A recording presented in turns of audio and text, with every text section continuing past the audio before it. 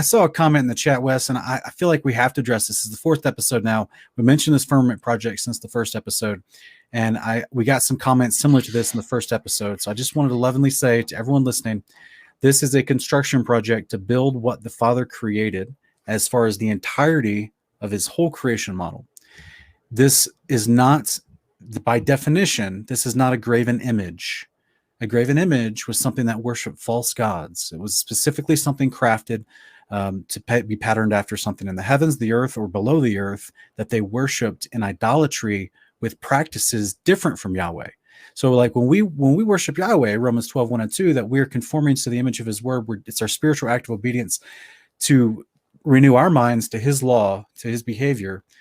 That's congruency. Right? Yahweh, his behavior is congruent. That's our discipleship. Well, when people made graven images in the scriptures, they were doing different behavior where they were drinking blood, they were sacrificing kids, they were doing all this horrible stuff, right? Read Leviticus 18 through 20. That's a graven image. Us making a construction project, trying to show people what the Father made is not going to be worship. No one's going to be doing sacrifice to it. There's going to be no horrific behavior happening for it, to it, or around it. And you know what, Wes? I think, to bring up the scriptures, I think a lot of people forget the Father himself had cherubims on the tabernacle cloth and inside the actual Holy of Holies.